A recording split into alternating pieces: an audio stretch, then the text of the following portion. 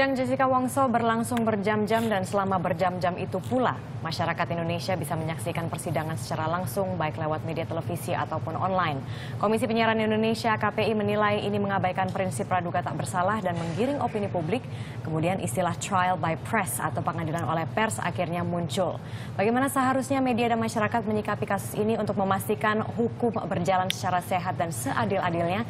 Kita akan bahas dengan narasumber terkait di sini. Sudah ada di sebelah saya Pak Teguh Nasrullah selaku pengamat hukum pidana. Selamat pagi Pak Teguh. Selamat pagi. Dan juga di sebelahnya sudah ada Pak Agus Sudibyo selaku peneliti dan konsultan media. Selamat pagi Pak Agus. Selamat pagi. Nanti juga kami akan berusaha untuk menghubungi Komisioner dari KPI yaitu Hardy Stefano melalui line telepon. Tapi sebelum nanti kita ke KPI, saya ingin ke narasumber berdua yang sudah hadir di sini, mewakili media dan juga mewakili dari hukum. Ya. Apa tanggapan Anda mengenai penayangan live kasus hukum seperti ini yang bisa berlangsung berjam-jam menjadi konsumsi publik berjam-jam? Silakan Pak Teguh. Jadi gini, ini kan tidak lepas dari diterjemahkan peradilan itu hak terbuka untuk umum. Itu ya, makna terbuka untuk umum itu begitu dibuka, umum boleh nonton.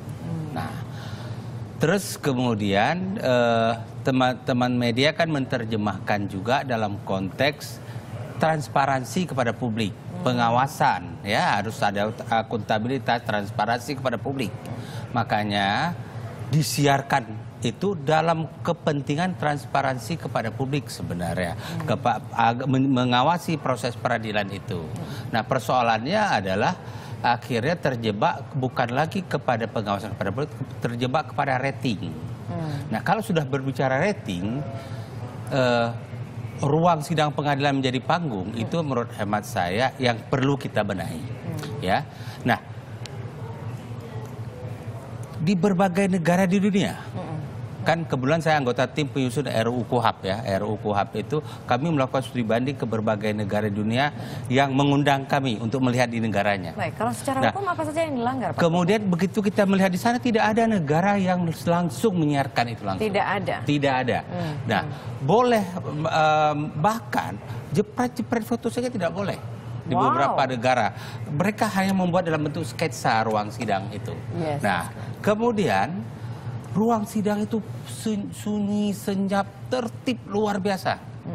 Jadi orang mau minum saja ditegur oleh hakim. You jangan mengotorkan ruang sidang saya. Dikeluarkan orang dari situ. Dan kita di ruang sidang ada yang tepuk tangan, hore, hora, berusak-berusik, telepon segala macam. Di ruang sidang itu main telepon. Nah, ini menurut saya yang harus dibenahi ke depan. Anda lihat di ruang sidang Jessica, ya. Terbuka untuk umum, penonton nonton. Tapi di depannya tertutup dengan televisi. Nah, saya rasa di mana lagi terbuka untuk umum bagi publik? Sudah tertutup dari televisi, kecuali ruang rumah. Nah, sebenarnya kalau berbicara ini tidak merujuk kepada azas praduga tidak bersalah bagi saya. Ada sebuah prinsip di dalam sistem peradilan. Orang-orang yang belum memberikan kesaksian di ruang sidang, dia tidak boleh mendengarkan kesaksian sebelumnya. Dia tidak boleh hadir di ruang sidang. Setiap orang yang akan menjadi saksi atau ahli, dia tidak boleh terlebih dahulu masuk ke ruang sidang sebelum dia memberi kesaksian. Setelah memberikan kesaksian, sudah selesai atas izin hakim, dia boleh nonton. Nah, persoalannya adalah ketika dia disiarkan secara langsung, di rumah kan bisa nonton. Nah, ada insting dari setiap orang bahwa kalau dia akan menjadi saksi di ruang sidang, dia galau tingkat tinggi itu, gelisah tingkat tinggi. Nah, bahkan ada yang keram nggak bisa tidur, ya. Tapi dengan ada penyiaran secara langsung, sebelum dia menjadi saksi, dia pasti akan nonton. Gimana sih cara jadi saksi? Oh, kalau begitu debatnya nanti begini. Sudah mempersiapkan diri, dia sudah mendengar keterangan orang lain. Tadi malam sangat nyata loh, salah satu ahli berkali-kali dia bilang, iya saya sudah nonton di televisi, kan sudah berkali-kali ditanya ini ya. Itu menunjukkan apa? Ahli itu sudah terkontaminasi dengan keterangan sebelumnya. Wow, jadi ini jelas-jelas melanggar sebetulnya. Media melanggar dengan menyiarkan seperti itu, Pak. Kalau secara hukum melanggar? Kalau saya bilang melanggar, hukum mana yang melanggar? Nggak ada aturannya. Tetapi yang saya ingin katakan, ada prinsip yang sudah rusak di dalam peradilan, bahwa seseorang yang belum memberikan keterangan dia tidak boleh mendengar, masuk ke ruang sidang mendengar keterangan orang lain, karena dikhawatirkan akan mempengaruhi pikiran dia nanti, mempengaruhi keterangan dia, tidak lagi objektif apa adanya. Nah, saya nggak tahu secara psikologis itu apa benar bisa dibuktikan apa tidak, tetapi itulah rumusan yang dibuat oleh para ahli sistem peradilan pidana dulu. Oke, baik. Pak Agus, silakan tanggapan Anda mengenai hal ini dari media. Saya setuju sekali bahwa pada prinsipnya kita harus menjaga netralitas, independensi hakim, jaksa, pengadilan, dan juga kita harus memberikan kesempatan kepada saksi itu untuk berbicara berdasarkan pengetahuan dan hati nuraninya. Dan yang menjadi problem di sini adalah pemberitaan media begitu over sampai sekarang itu bisa membangun opini publik, dan yang dikhawatirkan opini publik ini yang mempengaruhi independensi saksi, jaksa, hakim, dan pengadilan. Ini yang sebenarnya harus dijaga gitu ya. Jangan sampai proses ini mungkin maksudnya baik untuk memenuhi hak publik untuk tahu atas informasi, tapi kemudian kita mengorbankan hal yang lain yang lebih esensial, yaitu bagaimana kita membantu pengadilan untuk melakukan proses peradilan yang benar-benar berkualitas, tidak terpengaruh oleh apapun, dan kemudian memberikan keadilan. Sampai hari ini kan kita harus berpraduga, kita belum tahu kebenarannya seperti apa. Jadi asas praduga tak bersalah itu benar-benar harus dijaga dengan cara memberikan kesempatan pada lembaga peradilan untuk melakukan proses yang benar-benar proper dan tidak dipengaruhi oleh siapapun, termasuk oleh opini publik gitu. Dan yang kedua, menurut saya ingat satu prinsip bahwa kepentingan 1-2 orang tidak boleh dikorbankan untuk kepentingan banyak orang. Kalau kita bicara tentang hak atas informasi itu kan kita mengasumsikan kepentingan banyak orang, ya kan. Nah, menurut saya di sini ini asumsi tentang kepentingan banyak orang atas informasi itu tidak boleh digunakan untuk mengorbankan kepentingan, menurut saya, titik Jessica. Tengahnya di mana? Titik tengah baik dari sisi media, dari sisi etika jurnalistik, tapi juga dari sisi hukum, Pak Agus. Nah, menurut saya seperti yang dikatakan oleh Pak Nasrullah tadi, di sini lembaga peradilan harus bijak, gitu ya, terkait sejauh mana media exposure itu diberi kesempatan untuk mengakses forum-forum sidang seperti ini, gitu ya. Jadi ini yang disebut sebagai public interest test menurut saya, gitu ya. Di satu sisi ada hak publik atas informasi, itu kepentingan publik. Di sisi lain publik juga keadilan, ya kan, keadilan, kebenaran dari kasus ini itu juga kepentingan publik, gitu ya. Nah, menurut saya ini lebih esensial, ini lebih penting ya. Bagaimana proses pengadilan yang berkualitas, yang independen, yang tidak terpengaruh oleh apapun menuju suatu kebenaran tentang kasus Jessica ini, menurut saya ini lebih penting. Berarti kontrolnya gitu ya. ada di peradilan kita. Apakah pengadilan kita itu punya dasar untuk menghentikan media berada di situ ketika sidang? Ya, gini, ya.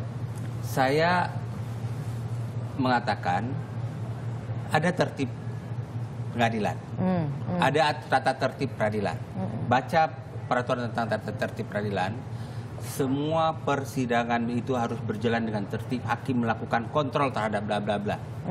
Nah, sekali waktu kebetulan saya sering menjadi narasumber di beberapa televisi ketika di depan sidang pengadilan. Tapi saya nggak mau di dalam ruang. Di depan sidang pengadilan saya mengulas, tapi saya mengulas ilmu hukum yang bersifat umum, tidak mau dalam kasus.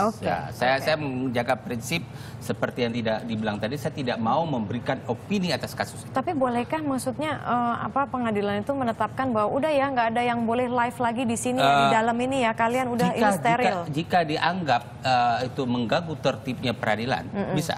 Karena begini, tujuan media massa melakukan live itu ada satu manfaat yang kita tidak bisa pungkiri juga. Masyarakat tercerahkan dengan proses hukum. Mestinya. Saya mendapatkan banyak pengetahuan tentang forensik, ya. Jadi bagi kami para praktisi itu mendapatkan sesuatu, tetapi tidak seimbang dengan harus tegaknya rasa keadilan di ruang sidang. Oke. Ya? Kita juga pencerahan kepada publik ada cara lain, bukan dengan mengorbankan prinsip-prinsip keadilan yang ada di ruang sidang. Nah, ini menarik nih Dengan pencerahan. kata lain, Ya. ada banyak cara untuk memenuhi hak publik atas informasi. Nah. Tidak harus dengan live di ruang persidangan. Ya, ya. Gitu ya. Ruang Nah, itu. persidangan itu adalah tempat menegakkan hukum dan Baik. mencari keadilan, Baik, bukan panggung. Baik, bukan panggung. Saya masih akan touch nanti pencerahan publik itu, tapi mungkin saya akan sapa dulu. Sudah bergabung bersama kami lewat line telepon Komisioner KPI, Pak Harli Stefano. Selamat pagi, Pak Harli. Selamat pagi Mbak Marisa. Iya, Selamat pagi Pak Nasrullah. Selamat pagi, Pak Sarli. Mas Agus. Selamat Iya, pagi. selamat pagi. Posisi KPI terakhir tentang penayangan live sidang Jessica ini seperti apa, Pak? Posisi KPI? Ya, jadi ketika awal kemudian dilakukan tayangan ini sudah banyak sebenarnya masukan kami terima. Lalu yang pertama kami lakukan saat itu mengeluarkan himbauan kepada seluruh stasiun untuk dalam menyiarkan terkait sidangan ini tetap menjunjung tinggi asas praduga tidak bersalah. Artinya kemudian keberimbangan berita, narasumber dan sebagainya harus dijaga sehingga media tidak menjadi tempat pengadilan di luar, kan begitu. Itu yang pertama kami sampaikan. Lalu kemudian yang kedua, kami telah mengadakan pertemuan juga sebenarnya dengan berbagai media, bahkan dengan Dewan Pers. Kami menanyakan apakah dalam hal ini ada kemudian kode etik jurnalistik yang dilanggar. Lalu dalam diskusi itu Dewan Pers bahkan tidak menyampaikan juga apa kode etik yang dilanggar. Saya pun tadi mendengar Pak Nasrullah menyampaikan bahwa belum ada aturan yang mengatur ini. Yang ingin kami katakan, KPI katakan bahwa kami ketika memberikan pendapat atau kemudian teguran atau sanksi kepada media, tentu harus ada dasar hukum yang jelas. Kalaupun tidak ada dasar hukum yang jelas, pegangan kami selama ini adalah P3SPS, yang itu adalah juga rujukannya ke berbagai peraturan undang-undang. Nah, kalaupun itu tidak ada, maka rekomendasi-rekomendasi dari lembaga-lembaga yang memiliki kompetensi untuk memberikan itu akan menjadi pertimbangan kami juga. Ketika kami didesak untuk kemudian melakukan pembatasan atau kemudian melakukan pelarangan dan sebagainya, kami tentu butuh dasar yang jelas. Gitu, Pak. Oke, himbauan itu kapan terakhir diberikan kepada media-media, Pak? Ketika awal persidangan. Lalu kemudian berdasarkan himbauan itu, pegangan kami adalah kemudian bagaimana independensi media dan bagaimana media tidak dijadikan sebagai penggiringan opini, sebagai tapi nyatanya kan, untuk itu kami sudah menegur satu televisi, ada satu stasiun yang kemudian tidak berimbang. Artinya kami maksudnya ketika tidak berimbang menampilkan hanya dari salah satu sisi. Ketika itu adalah dari keluarga korban yang ditampilkan tanpa kemudian perimbangan berita dengan dari pihak terdakwa. Itu kami tegur. Iya, tapi tampaknya praktek penayangan live sidang Jessica ini masih berlanjut, Pak. Lalu apa yang dilakukan KPI? Tampaknya himbauan ini kalau misalnya kita lihat masih mungkin belum efektif begitu ya, Pak? Ya, jadi kalau berbicara himbauan itu, memang kami tidak berbicara pada jam tayang. Ini dalam diskusi kami yang dengan baik dengan Dewan Pers, IGTI dan sebagainya, termasuk dengan media-media yang menayangkan ini, ada juga kekhawatiran. Kami pun harus berhati-hati. Pembatasannya sejauh mana kami melakukan. Jangan-jangan pembatasan ini kemudian menjadi juga jurisprudensi ke depan ketika ada sesuatu yang harus disampaikan lalu digunakan pembatasan dan sebagainya. Sehingga kemudian urusan pembatasan ini perlu kemudian juga ada pendapat-pendapat, katakan seperti tadi yang disampaikan Pak Nasrullah, itu kan tentu kemudian harus disampaikan juga oleh yang kompeten atau kemudian diatur dalam sebuah undang-undang sehingga kami kemudian bisa juga melakukan pelarangan tegas ketika itu dilakukan. Mengenai hak masyarakat juga untuk mengetahui dan sebagainya. Ini pun disampaikan oleh media ini, kami menyampaikan informasi kepada publik begitu loh.